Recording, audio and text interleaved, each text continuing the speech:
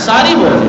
اور اللہ تعالیٰ نے کتنا زرخیز ہمارا اس ملک کو بنایا اور کتنا قیمتی سرمایہ ہمارے اس ملک کو بنایا جس کا تصور ہمیں نہیں ہے.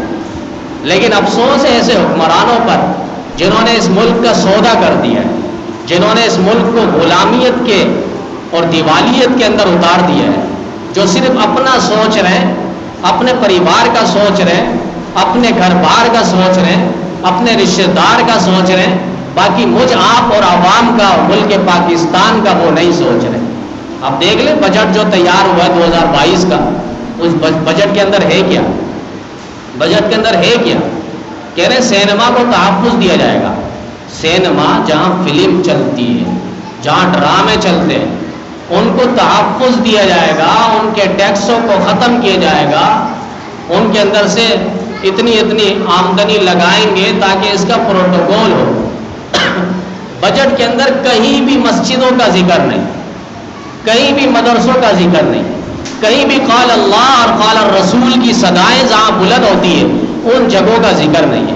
کہ ہمارا ملک اسی لیے حاصل کیا گیا تھا، کہ ہمارا یہ وطن اسی لیے حاصل کیا گیا تھا، کیا یہ انگریزوں کو اسی لیے ہم نے یہاں سے مار بھگایا تھا، کیا ہم نے اسی لیے 10 لاکھ کی جانیں قربان کی تھی، کیا ہم نے اسی لیے اپنے معصوم بچوں کو نیزے پہ چڑھایا تھا، کیا ہم نے اسی لیے اپنی ماؤں بہنوں کی عزت عظمتیں تار تار کروائی تھی، کیا ہم نے اسی لیے ہندوؤں کے سامنے اپنی قربانیاں پیش کی تھی، کیا ہم نے اسی لیے اس ملک کو حاصل کیا تھا کہ آج اس ملک کا ایسا سودا کر دیا گیا کہ ہر شخص اب پریشان ہے، ہر شخص پریشان ہے. تو خدا را ایسے حکمرانوں کو ہوش کے ناخن لینا چاہیے اور انہیں اسلامی تواریخ کا مطالعہ کرنا چاہیے. زیادہ اگر نہیں تو افغانستان کا ہی مطالعہ کر لیں، زیادہ نہیں تو افغانستان کا ہی مطالعہ کر لیں. 20 سال سے جنگ لڑی گئی، کیا بچتا ہے؟ 2 ماہ لاک ڈاؤن ہو گئے، میرے اور آپ کے پاس پیسے ختم ہو گئے، کام کاج نہیں ہے، گھر پہ بیٹھ گئے 2 مہینے، پیسے نہیں ہے، کاروبار نہیں چل رہا، مہنگائی عروج پر ہے. وہ 20 سال سے کبھی روس سے ٹکرا رہے ہیں، کبھی امریکہ جیسے گماشتوں سے ٹکرا رہے ہیں، دنیا کے اور بدماشوں سے وہ ٹکرا رہے ہیں، جو بھی اس ملک پہ انگڑائیاں لینے آ رہے ہیں انہیں ہمیشہ کی نیند سلا رہے ہیں. 20 سال لڑائی کے بعد اس ملک نے اسلامی حکومت اور امارات اسلامیہ جب انہوں نے قائم کی تو انہوں نے ایک قانون پاس کروایا اور قانون لاگو کروایا کہ ہر چیز سے 40% کمی ہونی چاہیے. یعنی جو چیز آپ کو 100 روپے کی مل رہی ہے وہ 40 روپے اس پر ڈسکاؤنٹ ہو، 60 روپے کی وہ چیز ملے. اب آپ دیکھیں ان کے پاس کون سا بجٹ ہے، کون سا قانون ہے، کون سا ان کے پاس روپیہ اور دولت ہے، لیکن انہوں نے اسلام کو فالو کیا، قرآن و سنت کو فالو کیا. اپنی عدالت کے اندر، کچہری کے اندر اپنے سامنے انہوں نے قرآن کریم کو، احادیث پیغمبر کو جگہ دی ہے. آج دیکھیں ان کا جرنیل اور کرنیل وہ بھی باہر مارکیٹ میں سودا کرنے کے لیے آتا ہے، اس کے ساتھ کوئی پروٹوکول نہیں.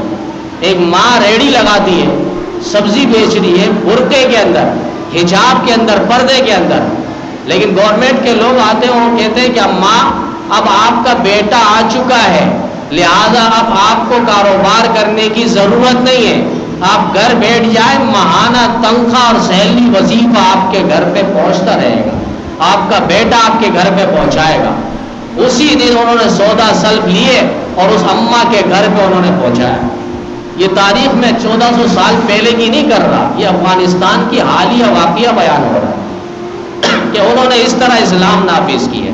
ہم تو اسلام سے ڈرتے ہیں کہ ایسا نہ ہو اسلام یہاں پر آ جائے تو پھر ہمیں تو ہر چیز پر عمل کرنا ہوگا، ہر چیز پر عمل کرنا ہوگا، نماز بھی پڑھنی ہوگی، پھر ہمیں جو ہے سنت کے پیغمبر کی طرح زندگی بسر کرنی ہوگی. ہم خود چاہتے نہیں ہیں.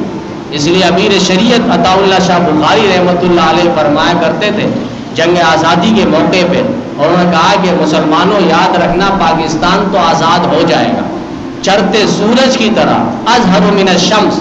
جس طرح سورج صبح طلوع ہوتا ہے، اس کے طلوع ہونے میں، روشنی بکھیرنے میں کوئی شک نہیں ہے، پاکستان کے آزاد ہونے میں بھی کوئی شک نہیں ہے. لیکن جس طرح میں چاہ رہا ہوں اور میں دیکھ رہا ہوں اس طرح پاکستان آزاد نہیں ہوگا.